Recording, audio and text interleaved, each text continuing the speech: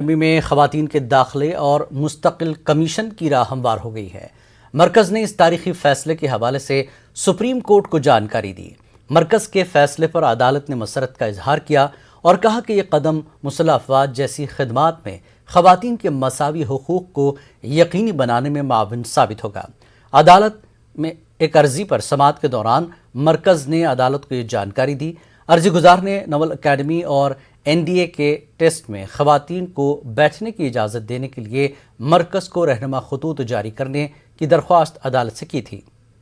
अदालत ने NDA और नवल अकेडमी में खवातीन के दाखिले के अमल के हवाले से तफसीली जवाब दाखिल करने के लिए मरकज़ को 2 हफ्तों का वक्त दिया है।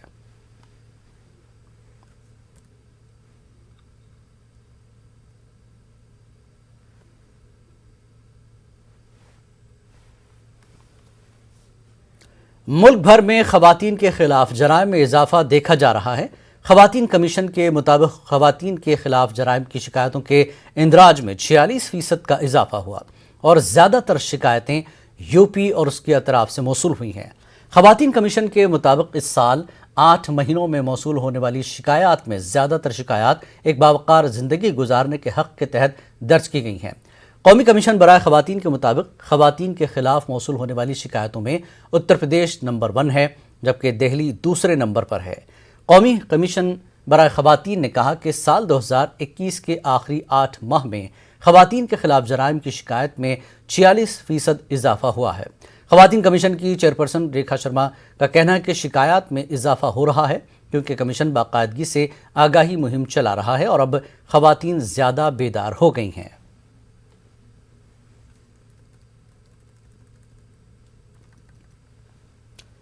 बीजेपी ने आइंदा साल होने वाले असेंबली इंतखाबात की तैयारियां शुरू कर दी हैं। पार्टी ने 5 रियासतों यूपी, उत्तराखंड, पंजाब, मणिपुर और गोवा के लिए इलेक्शन इंचार्ज मुकर्रर किए। उत्तर प्रदेश की जिम्मेदारी धर्मेंद्र प्रधान को सौंपी गई है। इस काम में धर्मेंद्र का ताउन अनुराग ठाकुर और विवेक ठाकुर करेंगे। उत्तराखंड में पार्टी के इलेक्शन इंचार्ज प्रहलाद जोशी होंगे। पंजाब की जिम्मेदारी गजेंद्र शेखावत को दी गई है। गोवा असेंबली चुनाव के लिए देवेंद्र फडणवीस, जबकि मणिपुर असेंबली चुनाव के लिए भूपेंद्र यादव को इंचार्ज बनाया गया है।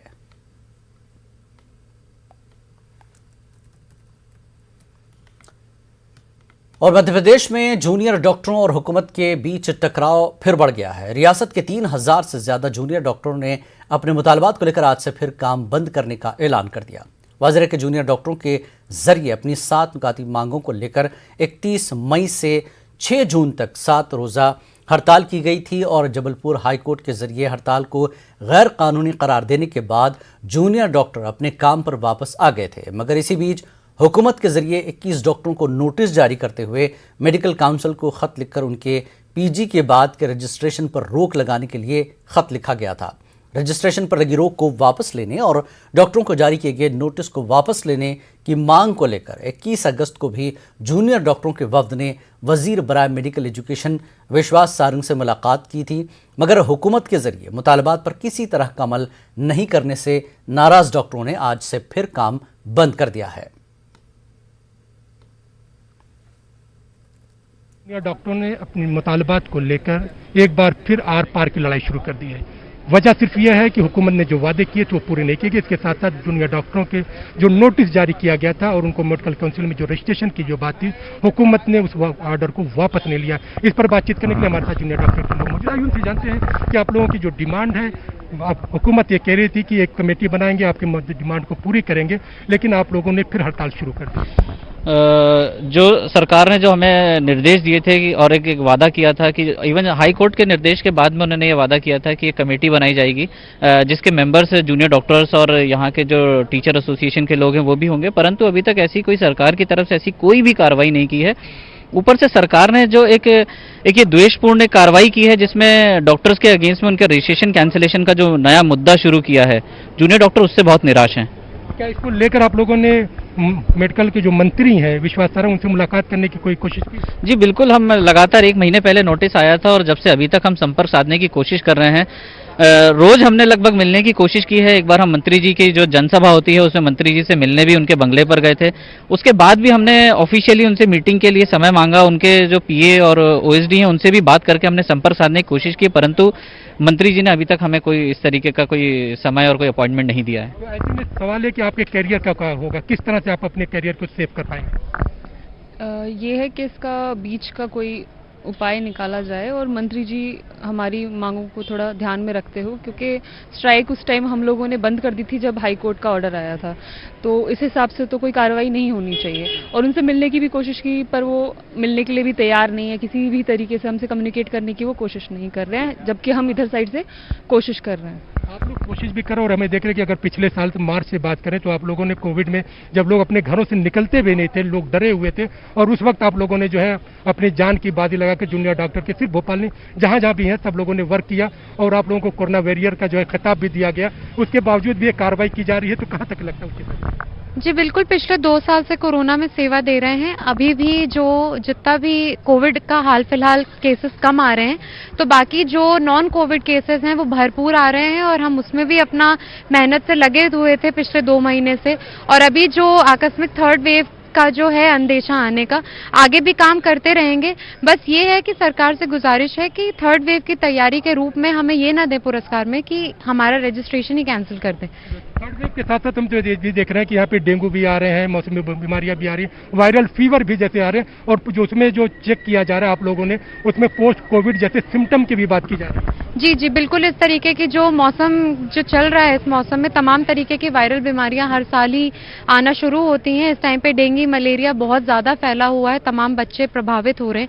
इसलिए हम सरकार से गुजारिश करते हैं कि प्लीज हमसे एक संवाद कीजिए, इस नोटिस को खारिज कीजिए ताकि हम अपने अपने काम पे लौट सकें और ये आंदोलन यहीं आज के आज में ही खत्म हो जाए। ऐसे में जहाँ पर जो है आप लोगों के अपने कैरियर का भी मामला है, कोरोना के थर्ड वेव का भी मामला है, और फिर मौसमी बीमारियां जो फैल रही हैं बड़ी तेजी से, अगर आपकी गांधी मेडिकल के हिमोजी हॉस्पिटल की बात करें 150 से ज्यादा बच्चे एडमिट है। ऐसे में सरकार ये कह रही है, कुछ लोग उनके से जुड़े हुए हैं कि डॉक्टर जो है अपने कदम आगे बढ़ा रहे हैं, जबकि उनको अपनी हद में रहकर काम करना चाहिए।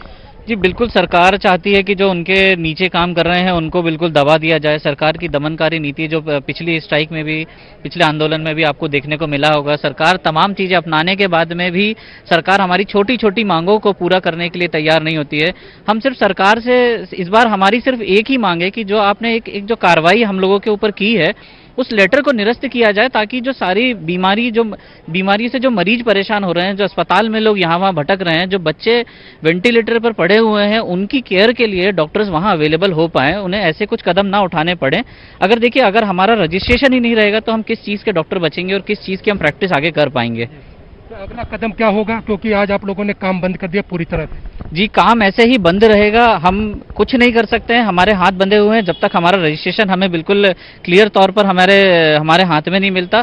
हमारी सरकार से फिर से गुजारिश है, अफसरों से हमारी गुजारिश है कि आप इस लेटर को जल्द से जल्द निरस्त करें ताकि हम काम पर लौट जाएं। हम देखते हैं कि यहाँ पे जितने भी जूनियर डॉक्टर कहना कि हम काम करने के लिए राजी हैं, तैयार हैं, लेकिन सिर्फ एक छोटी सी डिमांड है। वो डिमांड ये है कि सरकार ने जो नोटिस जारी किया उस नोटिस को वापस ले ले, क्योंकि इन्होंने अपनी स्ट्राइक को जो वापस लिया था वो माननीय हाईकोर्ट के कहने पे किया था, और माननीय हाईकोर्ट के कहने के अगर आदेश का पालन करने की ये सजा हम उनको मिल रही है तो ये सजा उनको मंजूर नहीं है, और ये तब तक लड़ाई जारी रहेगी जब तक जूनियर डॉक्टरों को उनके अधिकार नहीं मिल जाते हैं। कैमरामैन दीपक के साथ मेहताब आलम, न्यूज़ 18 उर्दू, भोपाल। और अब बात अफगानिस्तान में तालिबान हुकूमत की।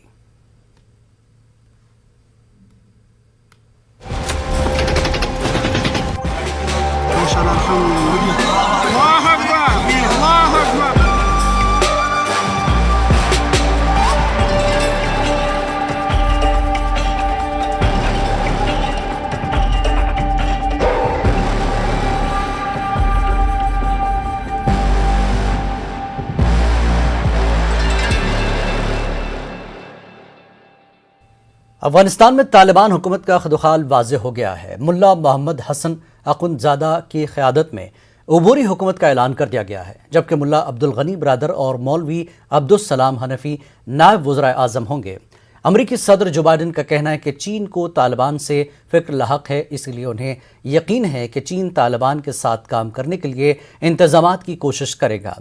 अफगानिस्तान के मसले पर और हिंदुस्तान के ताल्लुकात पर ऊँट किस करवट बैठेगा ये तो अभी वाज़ेह नहीं है, लेकिन इस मसले पर हिंदुस्तान और रूस के कौमी सलामती के मुशीर की मीटिंग दिल्ली में हो रही है।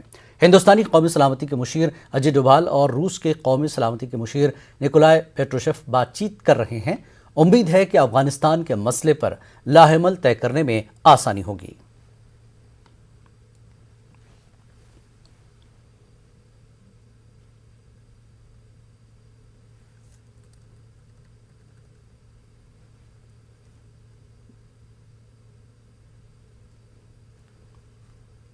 और अफगानिस्तान के हालात पर फारूक अब्दुल्ला क्या कहते हैं, आइए सुनते हैं। अफगानिस्तान एक अलग मुल्क और उन्हें अब उस मुल्क को संभालना है जो वहाँ पे आए। मैं ये उम्मीद करूँगा कि वो इंसाफ हर एक से करेंगे और एक अच्छी हुकूमत चलाएंगे जिसमें वो इंसानी हकूक़ को मद्देनज़र रखेंगे और इस्लामी उसूल पर चलाएंगे। मैं साथ साथ ये भी कहूँगा कि उन्हें कोशिश करनी चाहिए हर मुल्क के साथ अपने दोस्ताना ताल्लुक पैदा होगा। जम्मू कश्मीर के साबिक नायब वज़ीर आला और बीजेपी के senior leader doctor Nirmal Singh ने तालिबान से मुताल्लिक़ फारूक अब्दुल्ला के बयान की मजम्मत की। निर्मल सिंह ने पूछा कि फारूक अब्दुल्ला तालिबानी सरकार के कौन से मॉडल की बात कर रहे हैं। फारूक अब्दुल्ला से पूछना चाहूँगा कि तालिबानी सरकार के कौन सी मॉडल की वो बात कर रहे हैं। क्या वो सरकार जो उन्होंने 20 साल पहले दी थी, यहाँ पर वहाँ पर हिंदू और सिखों को मार भगाया, यहाँ से वहाँ की महिलाओं को प्रताड़ित किया और विरोधियों को समाप्त किया, या वो सरकार जो कि ISIS देना चाहती है, या पाकिस्तान में जो इस्लामिक रूल है उसकी बात फारूक अब्दुल्ला कह रहे हैं। अरे फारूक साहब, बहुत विडंबना है कि जहां मुस्लिम माइनॉरिटी में होता है तो वहां तो आप सेकुलरिज्म की बात करते हो, और यहां मेजॉरिटी में वहां इस्लामिक रूल की बात करते हो। 1953 से पहले शेख अब्दुल्ला ने जो सरकार जम्मू कश्मीर में दी, चाहे वो सेकुलर संविधान के अंदर दी, कि क्या हुआ यहां पर? जब 5 अगस्त 2019 के पहले यहां की जो सरकारें जम्मू कश्मीर में चलती रहीं, जिसमें जम्मू कश्मीर यहां की माइनॉरिटी के साथ जो क्या प्रताड़ना हुई है हम जानते हैं। नौकरियों में, डेवलपमेंट में किस प्रकार की बात हुई। अब वो सरकार देना चाहते हैं, अब मॉडल तो बताइए, और किस आधार के ऊपर उनकी तरफ से आप गारंटी दे रहे हैं। बड़े अफसोस की बात है कि पूर्व उप मुख्यमंत्री जो अपने आप को क्लेम करता है मैं सेकुलर हूं और इस प्रकार की बात करे, यह सचमुच बहुत ही बड़ी विडंबना है।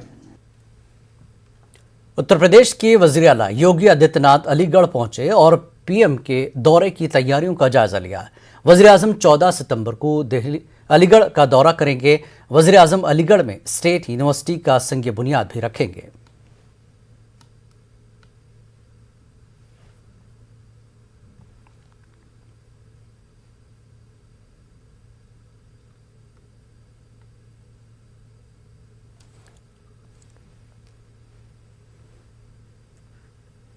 खबरनामे में एक बार फिर आपका खैर मकदम है। कानपुर ट्रैफिक पुलिस ने एक कार ड्राइवर का हेलमेट न होने पर चालान काट दिया और उसी की गाड़ी की ऑटो टैक्सी नो पार्किंग का चालान भी काटा।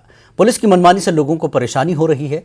लोगों का कहना है कि ट्रैफिक पुलिस के हाथों में कैमरे होते हैं, वो अपनी मनमानी दिखाते हुए बगैर कानून छिपने के फोटो खींचकर ऑनलाइन डाल देते हैं और इसकी अदायगी करनी पड़ती है। लोगों ने इंतजामिया से इस मनमानी को खत्म करने की अपील की है। पहला काट दिया है हेलमेट पे, कार दिख रही है साफ साफ, हेलमेट पे चालान काट दिया है। दूसरा काट दिया नो पार्किंग में, जिसमें मेरी गाड़ी नहीं है, ऑटो है, और नो पार्किंग में चालान काट दिया। जब से कमिश्नरेट हुई है तब से धज्जड़ियाँ उड़ा दी हैं ट्रैफिक पुलिस ने। अब वो मोबाइल पकड़ लिए हैं, हर होम गार्ड ने भी पकड़ लिया, पीछे से फ़ोटो खींच लेते। आदमी सही है तो भी पीछे से खींच लेते। अब हम प्राइवेट नौकरी करने वाले 20,000 की नौकरी करते, अगर ऐसे 20 चालान आ गए तो मेरी सैलरी पूरी गई। क्या खाएंगे और क्या घर में खिलाएंगे? तो भैया मजबूरी है, ये भी हम लगा के चल रहे हैं। लेकिन अब ये सोच रहे हैं कि अब किस में चालान वो काटेंगे। ट्रैफिक पुलिसों की हद है, उन्होंने हद कर रखा है। पार्लिमानी कमेटी बराए वेलफेयर ऑफ SC/ST के 23 मेंबरान पर मुश्तमिल वफ्द ने सयाती मकाम गुलमर्ग के बोटापत्री का दौरा किया। इस दौरे के दौरान पार्लिमानी वफ्द ने यहां गुज्जर बकरवाल तबके से तबादले ख्याल किया।